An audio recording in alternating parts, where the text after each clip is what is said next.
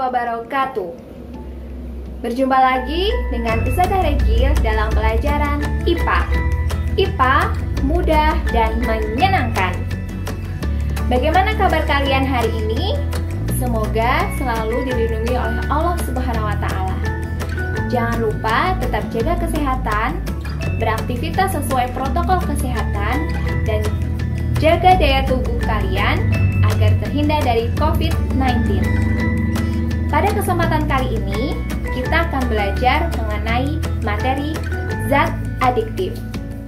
Mari kita simak pembelajaran berikut. Pernahkah kalian minum teh atau kopi? Pasti jawabannya pernah. Teh dan kopi termasuk salah satu contoh jenis zat adiktif. Termasuk jenis zat adiktif manakah teh dan kopi? Ada yang tahu jawabannya? Benar sekali. Teh dan kopi termasuk jenis zat adiktif psikoaktif lainnya. Tahukah kamu, baru-baru ini ditemukan narkoba jenis baru. Narkoba jenis baru ini beredar di Semarang, Jawa Tengah. BNN atau Badan Narkotika Nasional Republik Indonesia menyatakan bahwa narkoba jenis baru ini berbentuk permen dan cairan. Apabila dikonsumsi, narkoba jenis baru ini akan memberikan efek halusinasi, serupa dengan pemakaian ganja. Oleh karena itu, penting bagi kita untuk mempelajari jenis zat adiktif, agar kita terhindar dari bahaya zat adiktif. Al-Quran sudah menjelaskan tentang bahaya zat adiktif bagi kesehatan kita. Muslim sejati gak pernah pakai miras dan narkoba. Islam mengharamkan penyalahgunaan narkoba sebagaimana tertuang dalam Al-Quran surat Al-Baqarah ayat 219 dan surat Al-Ma'idah ayat 90.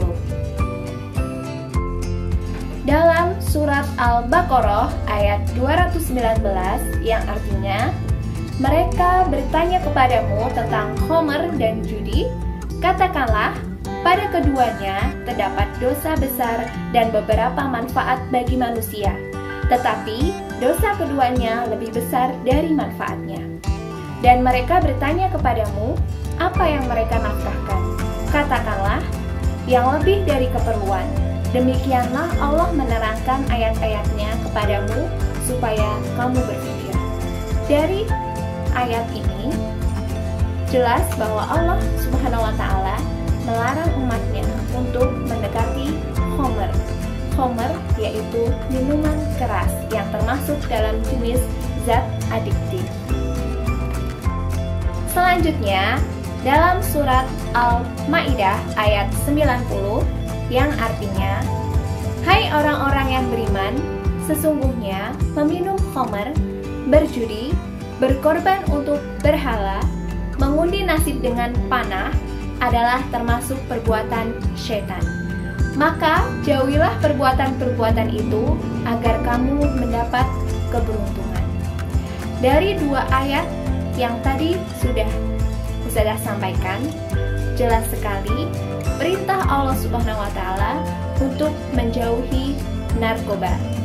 Maka kita sebagai generasi muda harus melawan narkoba.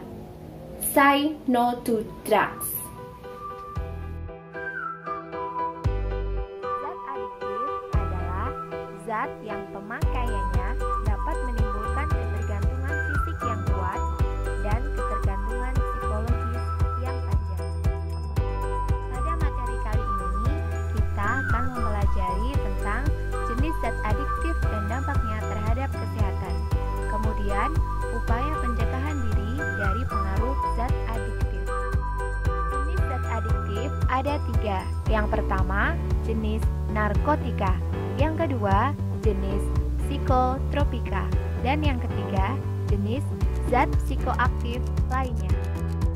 Zat adiktif pertama yang akan kita pelajari adalah jenis narkotika. Narkotika adalah zat adiktif yang sangat berbahaya dan penggunaannya dilarang di seluruh dunia. Narkotika dibagi menjadi 3 golongan.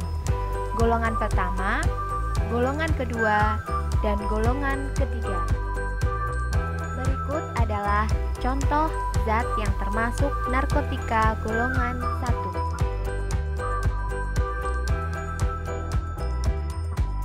Berikut adalah contoh zat yang termasuk narkotika golongan 2.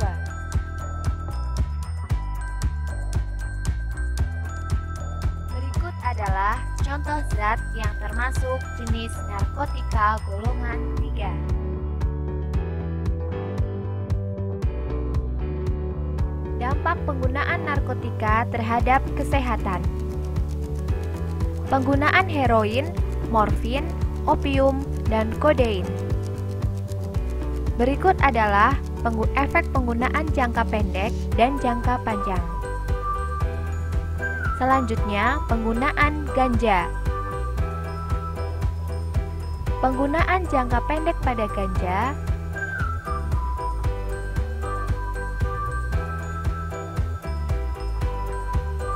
kemudian penggunaan jangka panjang pada ganja.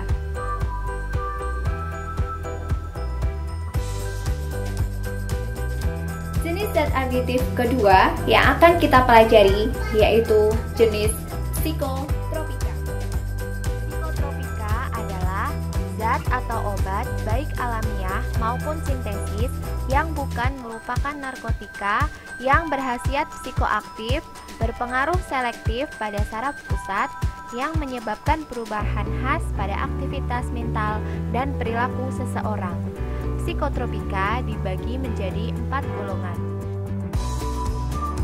Contoh psikotropika golongan 1 antara lain ekstasi, LSD, dan STP atau DOM. Contoh psikotropika golongan 2 antara lain amfetamin, metamfetamin atau sabu, dan fenetilin. Contoh psikotropika golongan 3 antara lain pentobarbital dan flunitrazepam. Contoh psikotropika golongan 4 antara lain diazepam, nitrazepam, dan clobazam.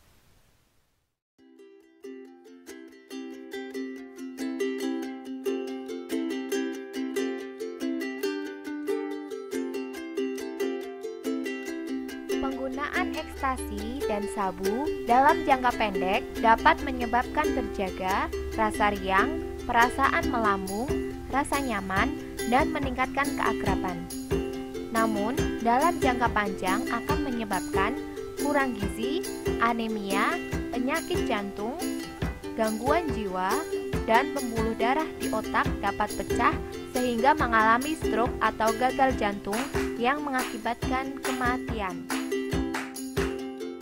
Zat aditif yang ketiga yang akan kita pelajari adalah jenis zat psikoaktif lainnya.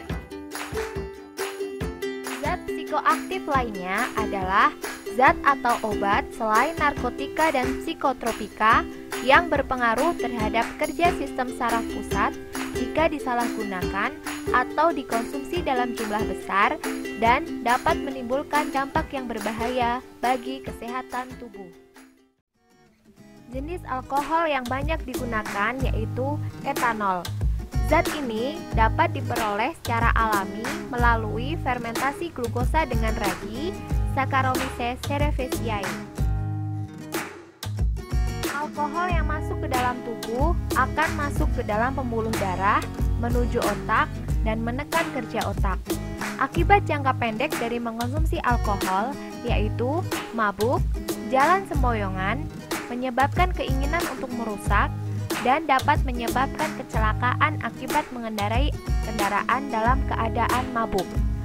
Dalam jangka panjang, alkohol dapat merusak hati, merusak kelenjar getah lambung, kerusakan sistem saraf, menyebabkan gangguan jantung, dan meningkatkan resiko kanker. Nikotin terdapat dalam daun tembakau. Daun tembakau ini biasanya digunakan sebagai bahan pembuatan rokok. Nikotin dalam rokok menyebabkan ketergantungan. Selain nikotin, dalam rokok juga terdapat sekitar 4.000 senyawa, termasuk tar dan karbon monoksida yang berbahaya bagi tubuh. Senyawa-senyawa ini dapat menyebabkan kanker paru, penyempitan pembuluh darah, penyakit jantung, tekanan darah tinggi, dan impotensi. Kafein merupakan zat yang secara alami terdapat dalam kopi. Tahukah kamu, selain ditemukan dalam kopi, kafein juga ditemukan pada teh dan dikenal dengan nama tein. Namun, kadarnya tidak sebanyak kafein dalam kopi. Meskipun kafein merupakan zat psikoaktif, namun tidak ada larangan dalam penggunaannya. Hal ini disebabkan karena kafein merupakan stimulus yang mampu meningkatkan kerja otak.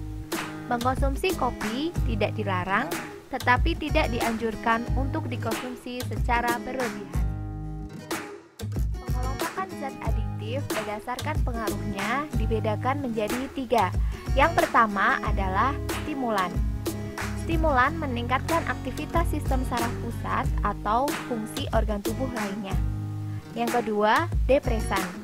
Depresan berkebalikan dengan stimulan, yaitu menghambat aktivitas sistem saraf pusat atau fungsi organ tubuh lainnya. Yang ketiga, halusinogen. Halusinogen memberikan efek halusinasi atau khayal terhadap pemakainya. Kafein, nikotin, kokain, alkohol,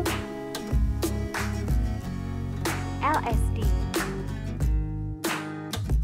Mari kita simak penjelasan mengenai upaya pencegahan diri dari pengaruh zat adiktif. Upaya pencegahan diri dari bahaya narkoba. 1. Mengenal dan menilai diri sendiri. 2. Meningkatkan harga diri. 3. Meningkatkan rasa percaya diri. 4. Terampil mengatasi masalah dan mengambil keputusan. 5. Memilih pergaulan yang baik dan menolak tawaran narkoba. 6. Terampil sebagai agen dalam penyalahgunaan narkoba. 7. Menerapkan pola hidup sehat. 8. Memperkuat iman dan takwa kepada Allah Subhanahu wa Ta'ala. 9. Melakukan kegiatan positif. 10. Membangun komunikasi dan hubungan baik dengan keluarga dan teman. Pada pembelajaran kalian hari ini, kalian sudah mempelajari tentang materi zat adiktif. Kalian sudah mempelajari jenis zat adiktif. Jenis zat adiktif yang kalian pelajari ada 3. Yang pertama, narkotika. Yang kedua, psikotropika.